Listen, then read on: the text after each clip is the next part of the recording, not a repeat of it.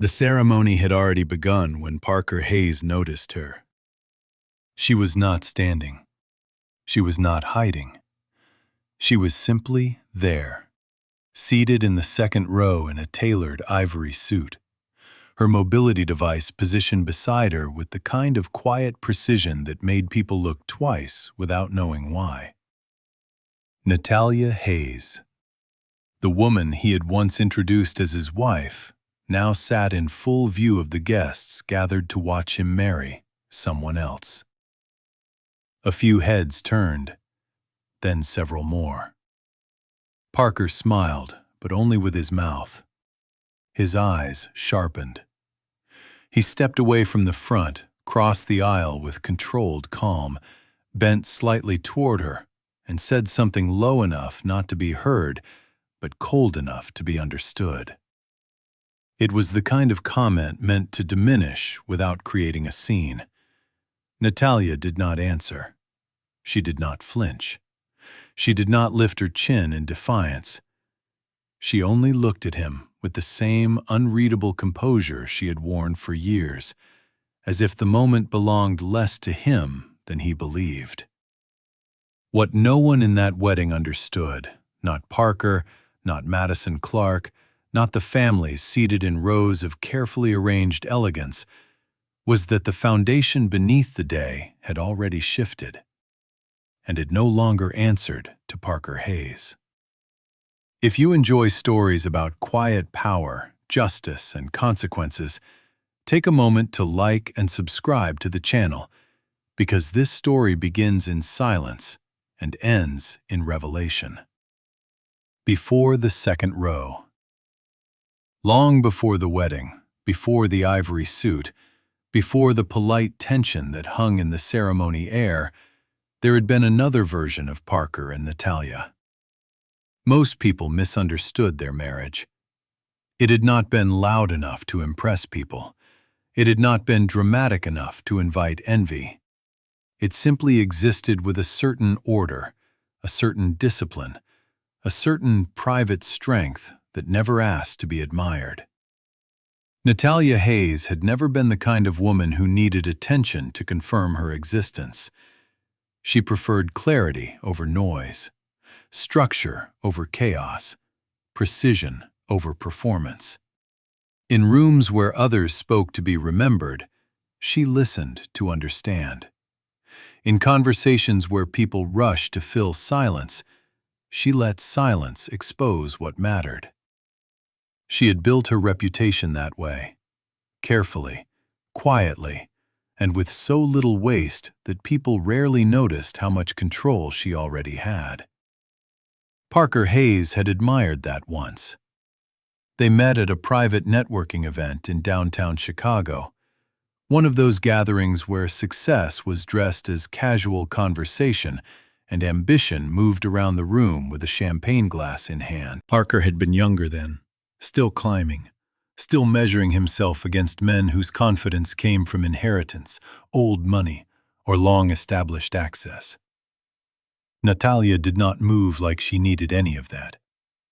She stood in the room as if she belonged there without effort. She asked short questions. She listened more than she spoke. And when Parker first approached her, he did what ambitious men often do in the presence of calm intelligence. He filled the space with plans. He spoke about expansion, trajectory, future positions, the life he intended to build, the circles he intended to enter. Natalyia listened. Then she asked him questions that cut beneath the surface of his confidence. Not rude questions, not confrontational ones, just precise enough to reveal whether he was building on substance or performance.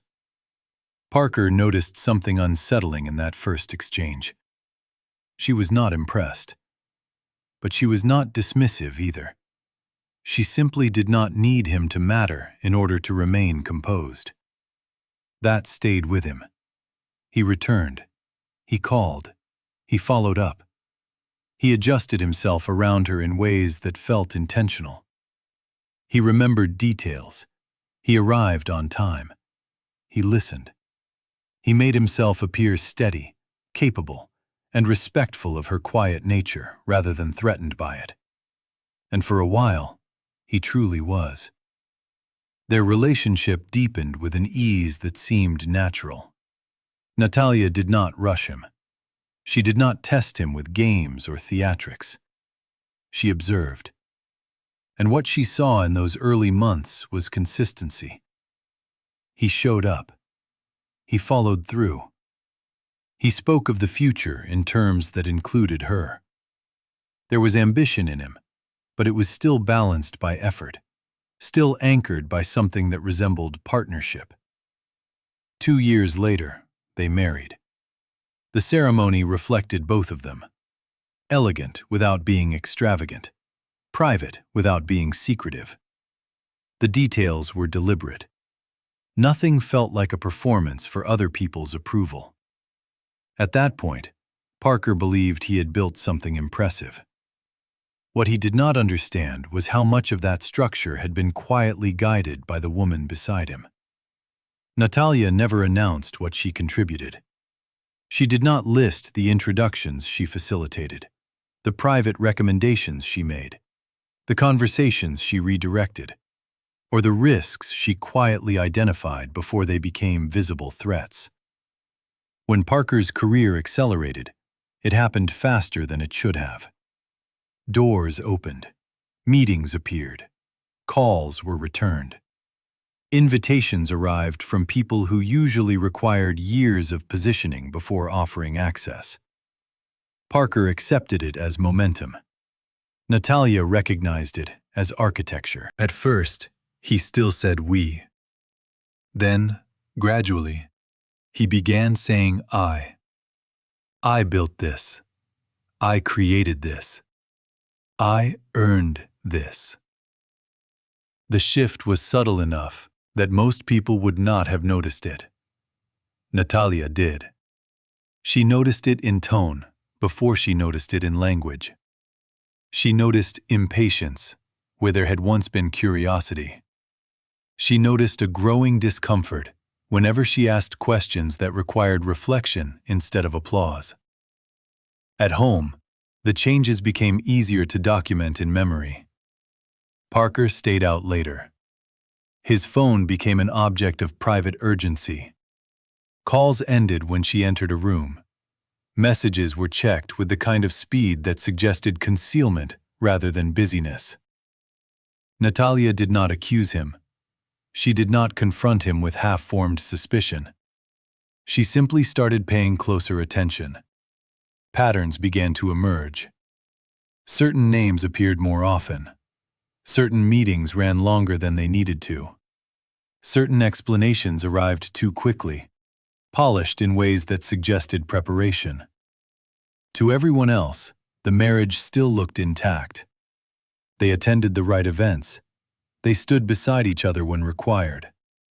Parker referred to her with public respect. "She keeps me grounded," he would say. People smiled at that. Natalyia never corrected him. Respect that has to be performed for an audience usually disappears in private. She had learned that a long time ago. And if you're enjoying this slow burn kind of story, don't forget to like and subscribe to the channel. Some truths don't arrive loudly. They arrive precisely. The accident.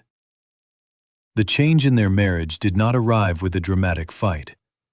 It arrived through the ordinary sentence of a man who had already begun relocating himself emotionally. "We're not in the same place anymore," Parker said one evening, his attention divided between Natalyia and the phone in his hand. She looked at him and understood immediately. He was right. They were not in the same place. The difference was that she knew exactly where she stood. He did not. Not long after, the call came. An unknown number, a professional voice, controlled language. There had been an accident, a collision, not fatal, not minor. She was conscious, stable.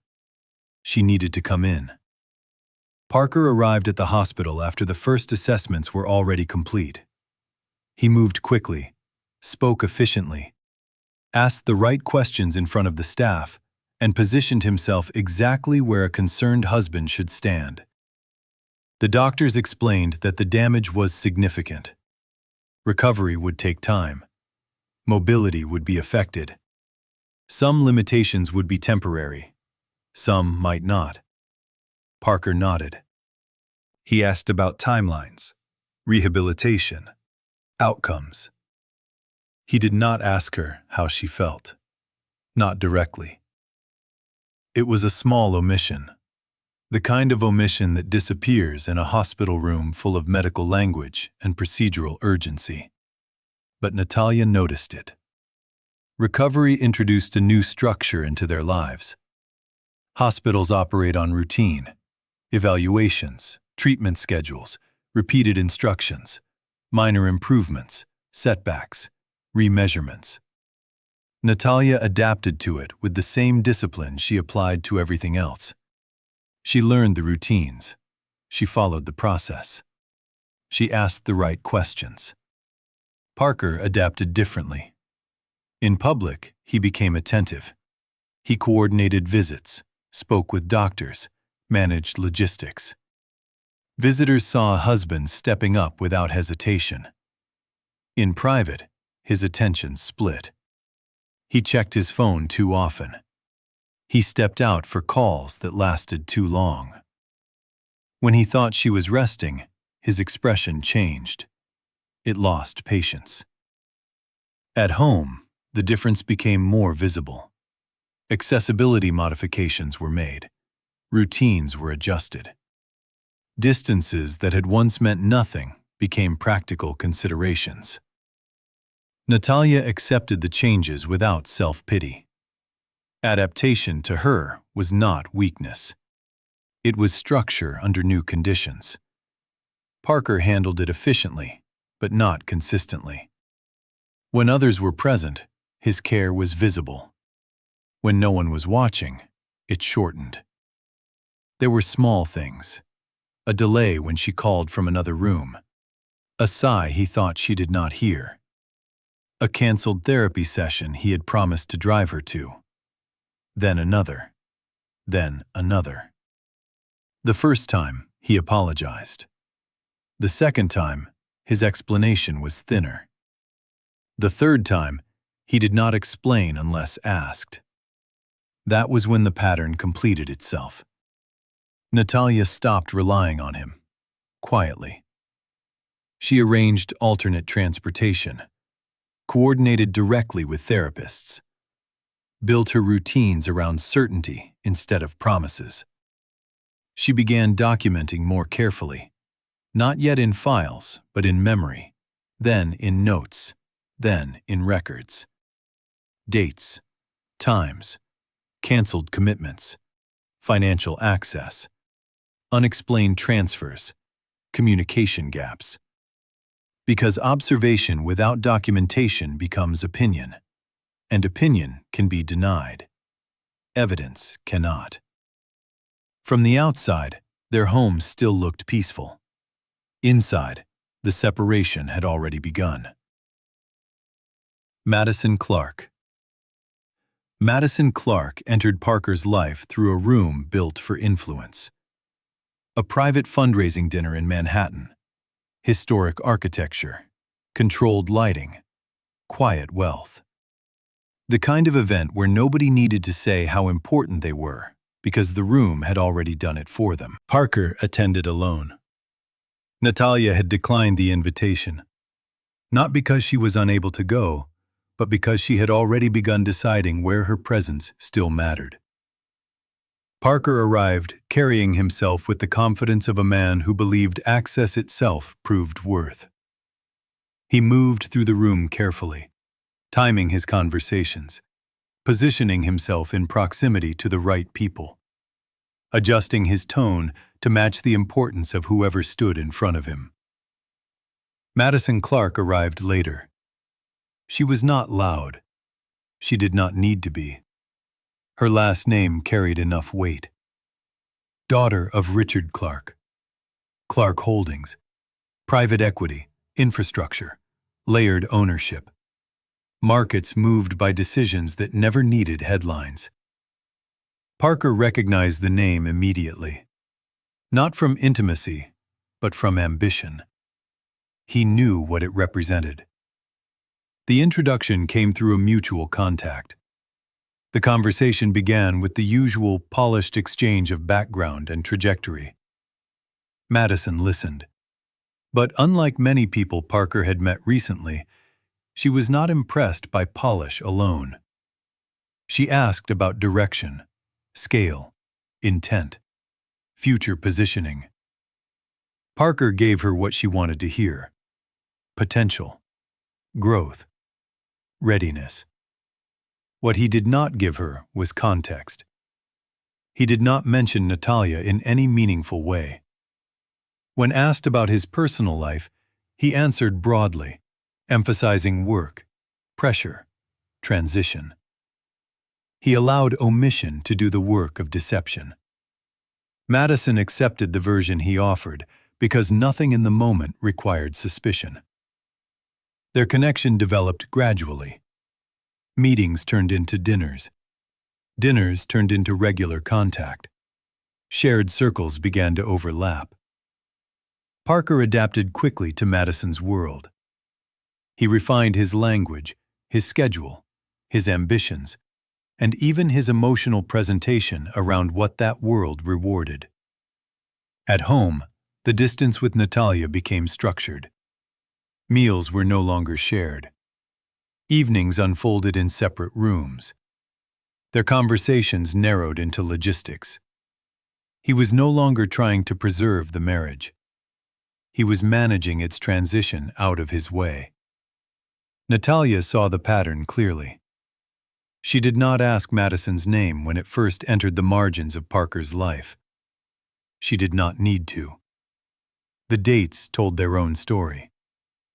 Travel schedules, calls, events, changed behavior, financial movements, all of it began to align. And then Parker started moving money. Small amounts at first. Transfers that could be explained individually. Nothing so reckless that it would trigger immediate alarm. But taken together, they formed direction. Natalyia recorded every one of them. Not because she needed emotional confirmation, because she needed sequence. Because sequence, once complete, can expose motive without needing argument. If this story is keeping you hooked, make sure to like and subscribe to the channel. Stories about quiet strength are never really about noise. They're about timing. The divorce Parker did not present the divorce as failure. He presented it as practicality.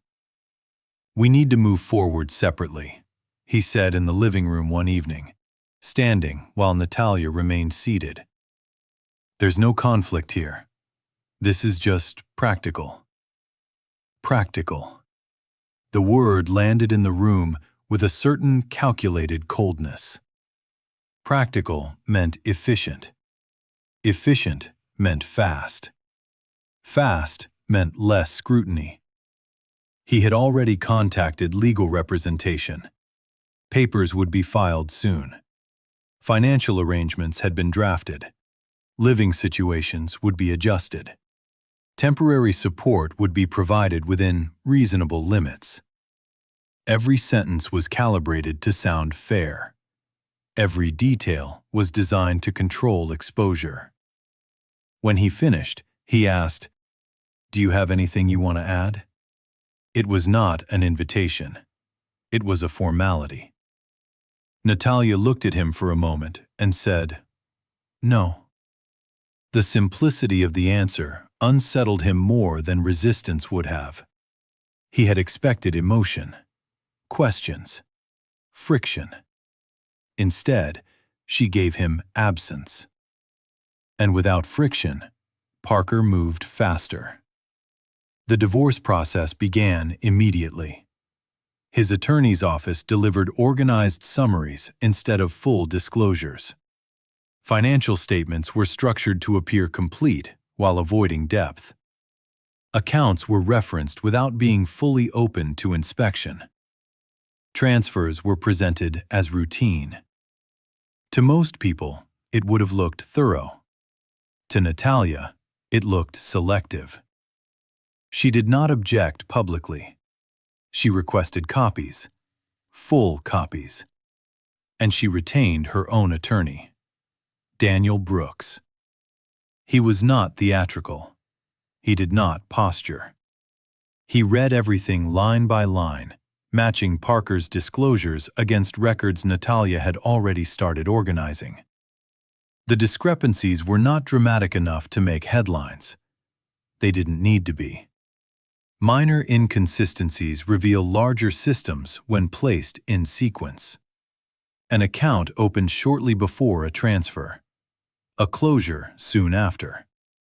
Movements between entities that appeared unrelated until timing connected them. Parker had not hidden everything. He had hidden enough. And more importantly, he had hidden it with confidence. Confidence that no one would challenge the structure. Natalyia allowed the divorce to finalize. On paper, Parker got what he wanted. A clean separation. Limited obligations. No public conflict. From the outside, it looked efficient, respectful even. Parker mistook her cooperation for surrender. He did not understand that cooperation and acceptance are not the same thing. When the final papers were signed, he offered her one last polished sentence. "I think this is for the best." Natalyia looked at him and replied, "Yes, it is." He heard closure. She meant completion of one phase. Evelyn Mercer. The call about Evelyn Mercer came early in the morning. A legal office, controlled tone, no emotional excess. Evelyn Mercer had passed away. The name meant little to most people outside very particular circles, but within those circles, her absence mattered. She had spent a lifetime influencing outcomes without ever needing public credit. To most, she was a distant relative on Natalya's maternal side. To Natalyia, she had always been something more exact than family and more deliberate than affection. The legal office requested her presence in Boston for the reading of the estate documents. Her name, they said, was listed as primary beneficiary. Primary.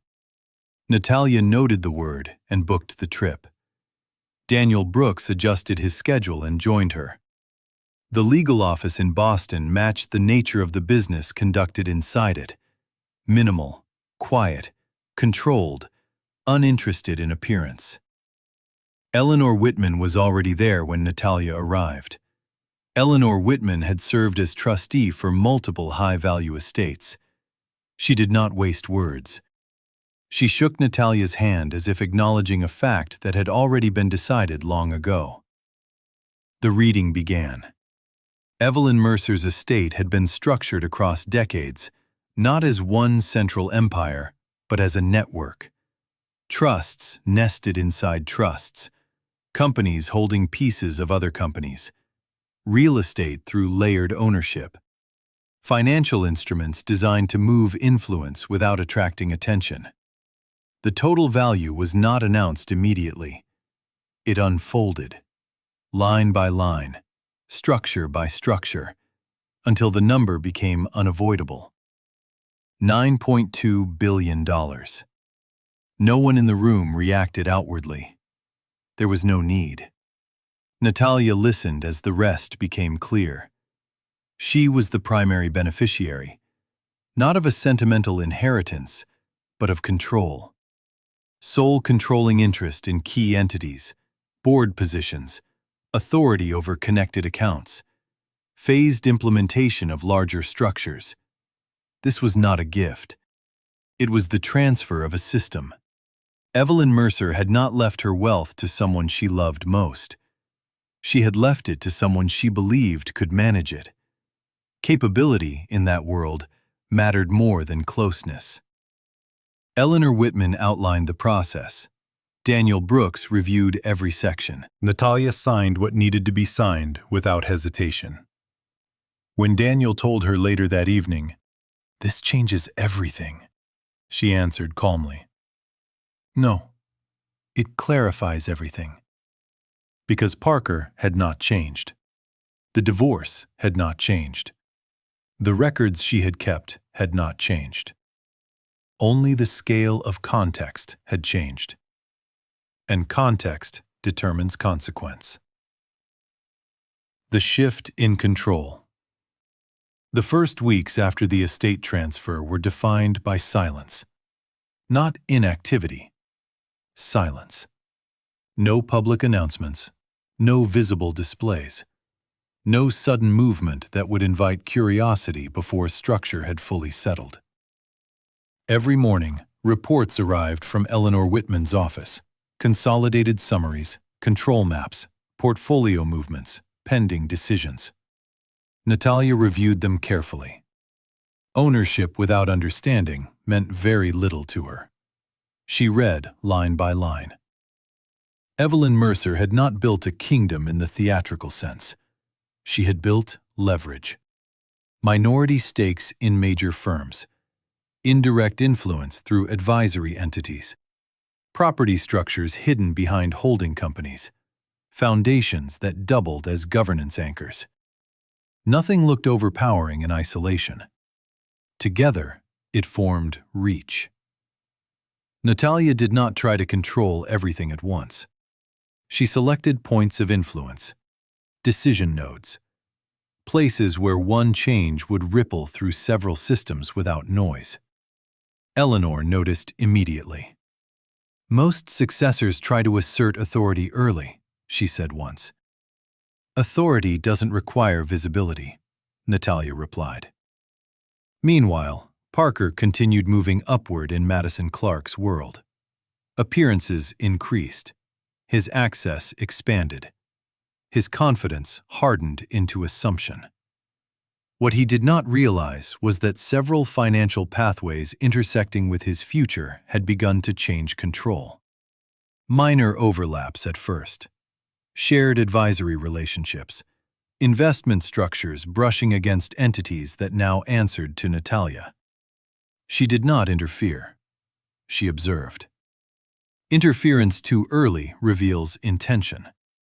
Observation preserves flexibility. Then the invitation arrived. Heavy stock, professional print, neutral wording.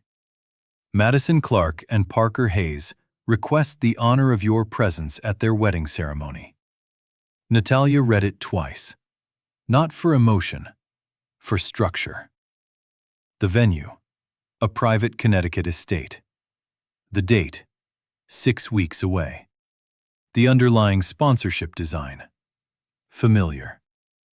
Subtle affiliations she recognized through the entities now under her authority. She called Daniel Brooks. "I've received an invitation." He understood immediately. "Are you going to respond?" "Yes," she said. Then she called Eleanor Whitman and requested a full breakdown of the venue's ownership, management, and affiliated entities. The report came back quickly. The estate was held through a layered ownership structure. Event management authorization flowed through a network partially financed by investment channels touching adjacent entities now connected to Mercer's holdings. Not directly obvious, but real.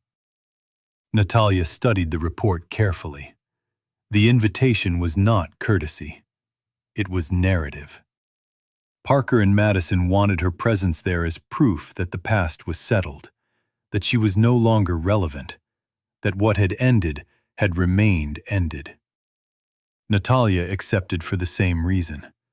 Presence changes outcomes when timing is right. And if you're still with me, this is the point where stories like this start tightening. So please like and subscribe to the channel if you want more stories where patience becomes power. Preparation. From that point on, Natalyia stopped collecting information. She started aligning it. There is a difference. Collection creates volume. Alignment creates meaning. The documents before her became a system rather than a pile of evidence. Bank records layered against communication logs. Transfers aligned with travel schedules. Emails placed beside account openings and closures. Dates connected to Madison's increasing role in Parker's life. Nothing in isolation looked explosive. Together, it removed ambiguity. Daniel Brooks reviewed the material with the kind of calm reserved for people who understand that sequence is stronger than accusation. "We're not presenting a story," he said. "We're presenting order." Natalyia agreed. Because once order is visible, interpretation becomes harder to manipulate. One transfer stood out. Money moved from a disclosed account into an account that was not joint, opened only days earlier and closed soon after. Another document placed Parker at a private meeting connected to Clark Holdings during the same period. Then came another transfer, smaller, routed differently, but aligned. And then an intermediary entity, and then a fund indirectly tied to the Clark network. Nothing illegal at a glance, everything revealing its scale. Daniel prepared for the legal consequences that might follow. Natalyia prepared for timing. She did not want spectacle. Spectacle creates defense. She wanted inevitability. By the night before the wedding, there was nothing left to add. Only the moment of convergence remained. Parker, meanwhile, was confident. The rehearsal had gone well. Contracts were signed. Guests had arrived. Madison's family had moved him further into their visible circle. He believed the path ahead had been secured. He slept inside certainty. Natalyia slept inside completion. The wedding morning. The wedding morning unfolded with expensive precision. Staff crossed the estate before sunrise. Floral installations were adjusted. Seating was aligned. Transportation was confirmed. Quiet efficiency moved behind every visible detail. Parker stood near the center of it all, composed and polished, greeting guests as if he had always belonged in a world of private estates and inherited influence. Madison remained inside with her smaller circle. Richard Clark arrived later, carrying the kind of authority that reorders a room without announcing itself. The estate absorbed him. The guests settled. The ceremony space filled. Then Natalyia arrived. No announcement, no dramatic entrance, no hesitation. Her vehicle stopped at the designated drop-off. She stepped out in a tailored ivory suit, her mobility device beside her, integrated into her movement rather than defining it. The first few people who noticed her didn't react immediately. Then recognition spread quietly. Not shock, recalibration. Because her presence did not fit the narrative of a cleanly resolved past. Parker saw her from across the entrance. For a fraction of a second, his expression changed. Then the mask returned. He approached her with measured calm. "Didn't expect you this early," he said softly. "The invitation didn't specify anything beyond arrival," Natalyia replied. He smiled again, thinly. "Well, I'm glad you came." She said nothing. He gestured toward the seating. "There's a place arranged for you. You'll be comfortable." Comfortable. It was the wrong word, and he knew it. Her seat was in the second row, visible but not central, acknowledged but controlled. Natalyia took it without objection. Around her, the room kept breathing, but differently. Parker returned to the front. He looked at her once more and told himself her presence meant closure. He was wrong. The ceremony. The ceremony began exactly on time. Music rose. Guests stood. The officiant took position. Madison entered with composed grace, and for a few moments the visible world aligned perfectly with Parker's expectations. He looked at her and saw the future he believed he had secured. Natalyia looked beyond the aisle. She was not watching the vows. She was watching the structure around them, the movement of staff, the rhythm of coordination, the operational system behind the ceremony. Because events at that level do not run on decoration. They run on authorizations, payments, legal frameworks, layered financial relationships, and invisible control. The first shift happened quietly. A staff member approached one of the event coordinators. A brief exchange.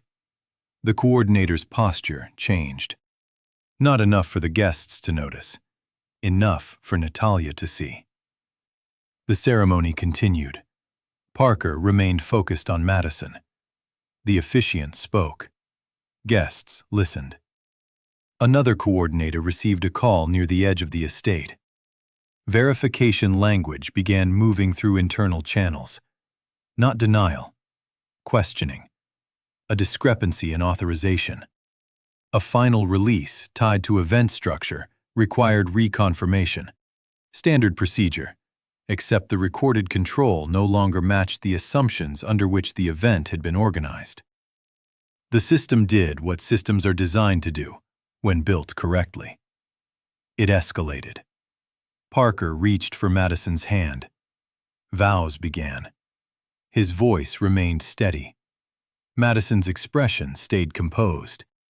To everyone in the audience, it still looked like a wedding. To Natalyia, it had already become a correction. The music transition between ceremony stages hesitated for a beat longer than it should have. Madison noticed, though only slightly. Richard Clark noticed more. People like him are trained to detect adjustment even before they understand cause. The officiant moved to the final stage. Then he stopped. Not dramatically, just enough for the interruption to become real. A representative from the estate's legal operations team had stepped into position just outside the ceremonial boundary. The coordinator approached the officiant. They exchanged a few quiet words. Then the officiant turned back and said, "Please allow us a brief moment." No one panicked, but certainty broke. Parker's voice lowered. "What's going on?"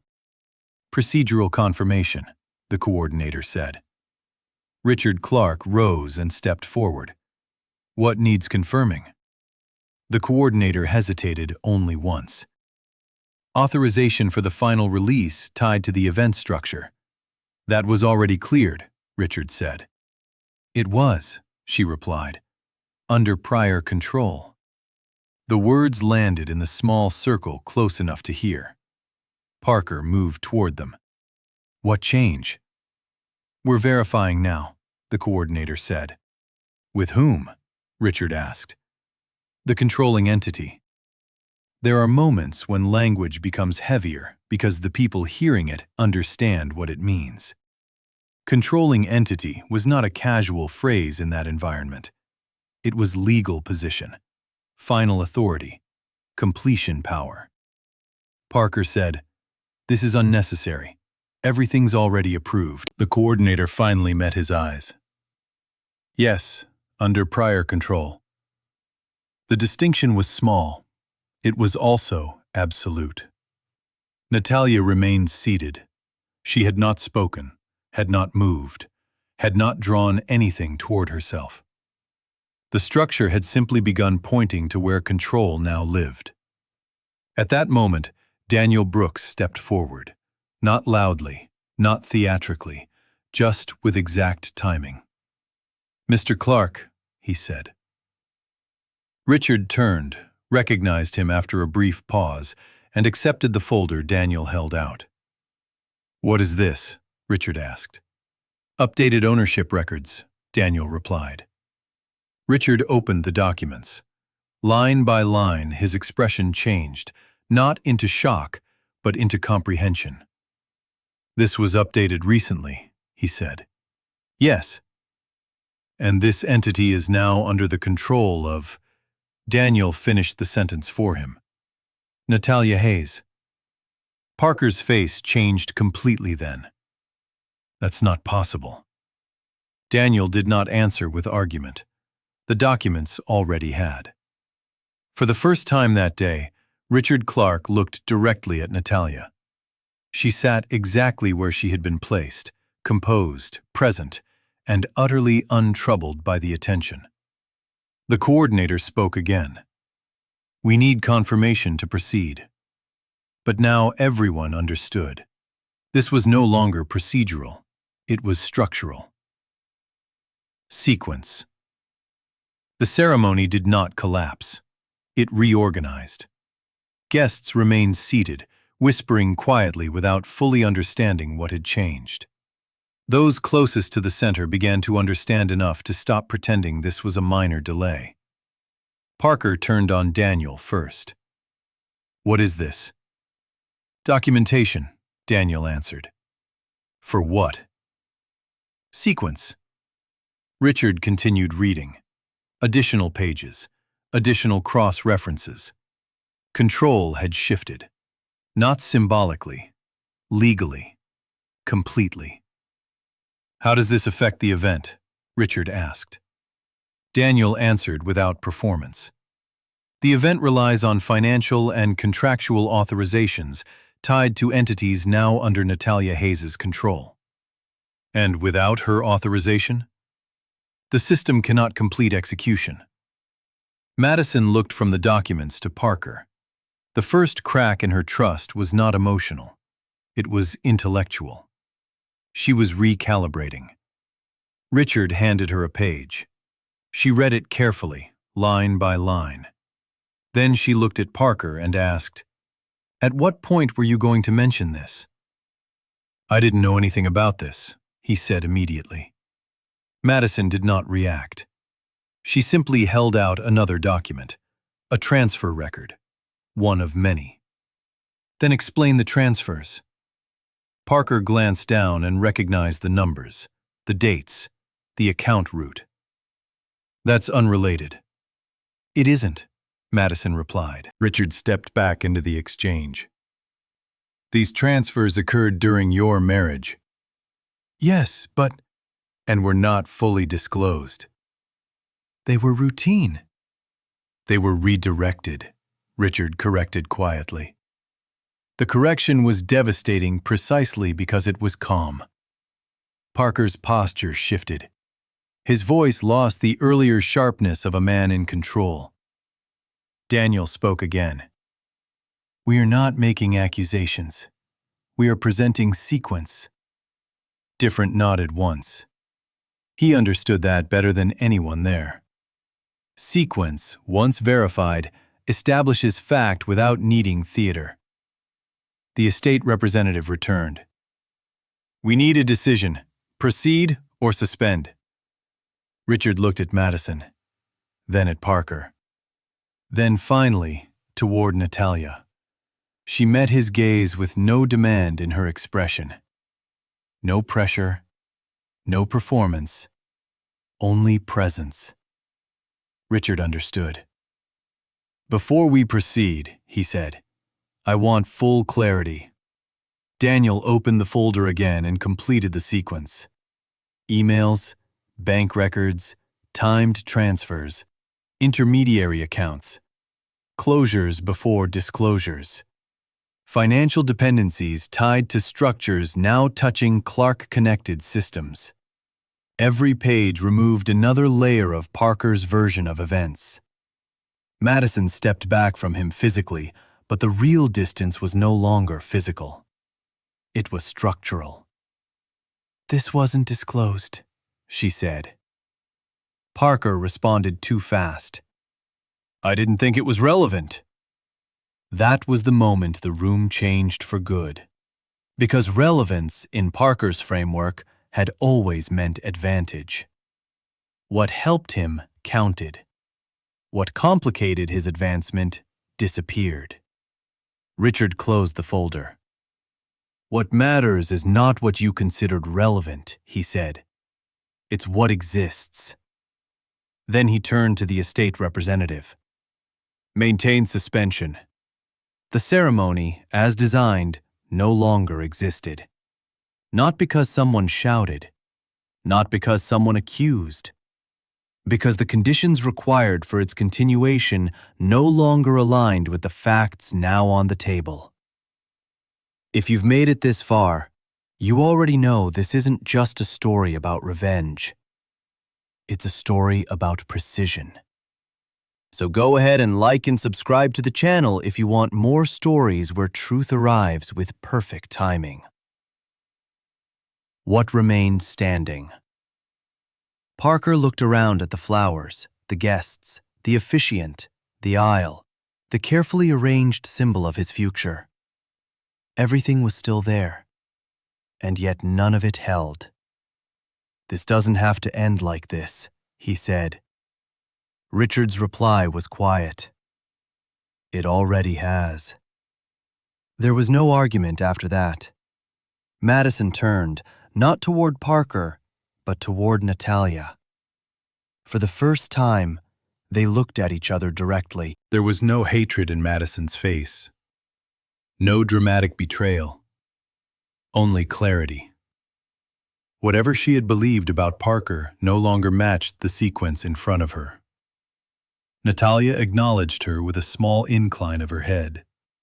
Nothing more. Because more was unnecessary. Parker finally said her name. Natalyia. It sounded unfamiliar in his mouth now, not because the name had changed, but because power had. She did not answer.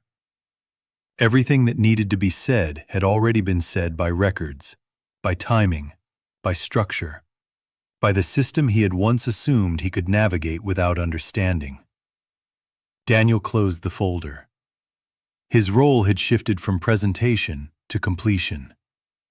"There are follow-up actions required," he told Richard. "Coordinate with my office," Richard said. Guests began standing in uncertain intervals. Conversations started, low and controlled. No spectacle followed because the event itself did not allow for spectacle. It had transformed into consequence too precisely for chaos. Parker remained where he was. For the first time in a very long time, he had nowhere to move that improved the outcome. Natalyia reached for her mobility device. She stood carefully. The room adjusted around her without instruction. Not because she demanded space, because recognition had finally overtaken assumption. Richard Clark watched her for a moment, then inclined his head slightly. It was respect without announcement.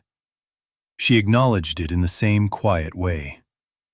Then she turned toward the exit. Parker's voice came one last time, quieter now. "This isn't over." Natalyia paused, but did not turn around. Then she continued walking. Because what he called unfinished had already reached its conclusion. Not in emotion, not in conflict, in clarity. After the estate. By the time Natalyia stepped beyond the edge of the estate, the event behind her had already begun reorganizing itself without her involvement. Calls were being made. Legal teams were moving. Madison was recalibrating.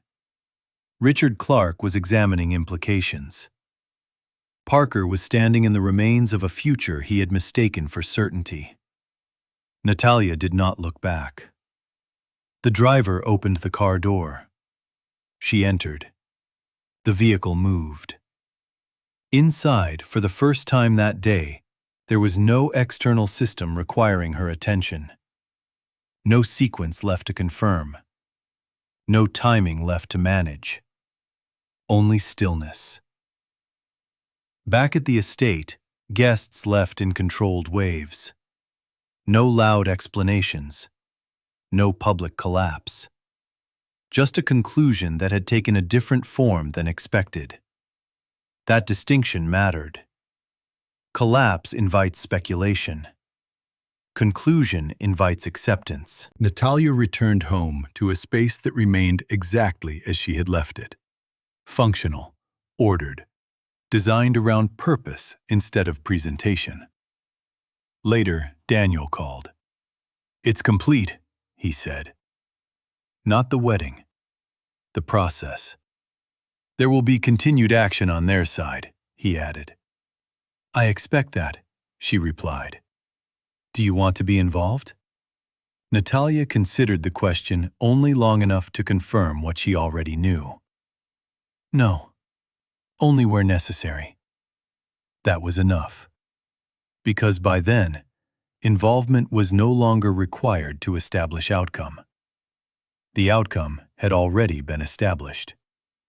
What remained was administration, fallout, adaptation. And none of that required her presence. What silence really means. There are moments in life that do not announce themselves as turning points. They do not arrive with thunder. They do not ask for witnesses. They unfold quietly and leave behind a clarity so complete that people only understand it once it is too late to undo. What happened between Natalyia Hayes and Parker Hayes was not a sudden collapse. It was not even revenge in the ordinary sense. It was the disciplined consequence of attention. Attention to detail. Attention to sequence. Attention to timing. Parker believed control meant speed, advantage, narrative. Moving forward before anyone could question the ground beneath him. But speed is not control. Narrative is not truth. And advantage built on incomplete understanding is only temporary. Natalyia never needed to destroy him. She never needed to shout. She never needed to expose herself to chaos in order to defend her dignity. She only had to let the truth remain where it belonged, in records, in sequence, in structure, in fact. And when the right moment came, she did not need to raise her voice. The truth spoke with perfect clarity all by itself. That is what many people misunderstand about silence. Silence is not always surrender. Sometimes silence is observation. Sometimes silence is discipline. Sometimes silence is the space in which evidence finishes arranging itself. And sometimes silence is power, waiting for the exact right moment to become visible. Parker had mistaken Natalyia's quiet for passivity. He had mistaken her composure for weakness. He had mistaken her lack of performance for lack of reach. By the time he understood otherwise, it was too late. Because systems do not care about ego. They care about alignment. And when alignment breaks, they do not argue. They correct. Natalyia understood that better than anyone. That is why she did not need to win publicly. She only needed the truth to arrive intact. And it did. If this story stayed with you, if it reminded you that real strength does not always announce itself, take a second to like and subscribe to the channel for more stories about quiet power, justice, and truth revealed at the right time. And remember this: not everyone who says nothing has nothing to say.